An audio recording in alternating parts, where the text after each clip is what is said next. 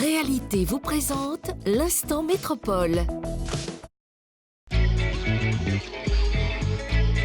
No matter what may be your mood, I am always ready to entertain you.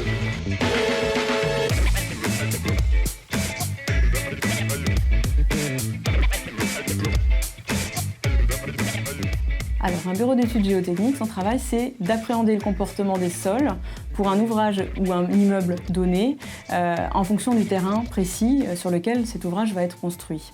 Donc, l'idée, c'est de réussir à construire les fondations, le système qui va être nécessaire à permettre la construction de cet immeuble en fonction des sols qui sont sur place.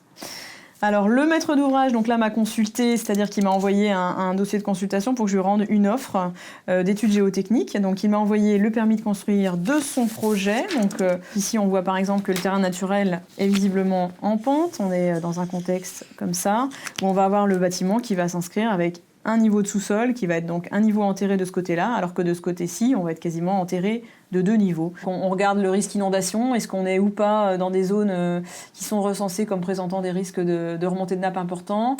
Est-ce qu'on a des mouvements de terrain, des affaissements, des cavités souterraines qui sont recensées dans la zone? Donc, je vais également utiliser les cartes géologiques. Donc là, typiquement, moi ici, j'ai mon projet qui va se situer là. Donc j'ai ce dépôt de limon de plateau qui superpose un substratum de micaschiste. Alors, pour identifier la nature d'un sol, la meilleure façon, c'est de regarder. Alors, le plus simple serait de faire plein de trous géants à la pelle pour voir la totalité de la surface du projet. Malheureusement, on ne peut pas faire ça.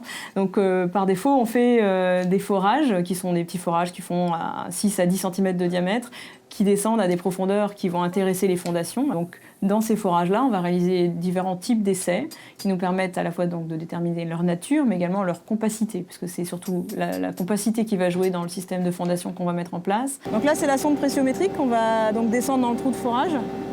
Et donc, l'air est injecté par le tuyau qui est là.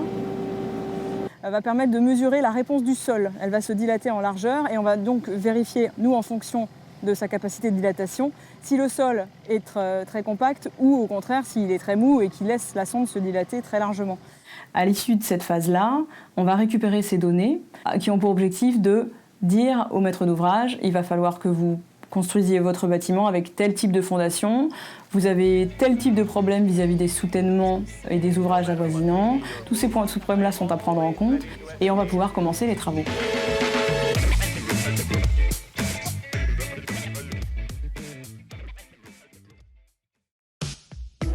Réalité vous a présenté l'instant métropole.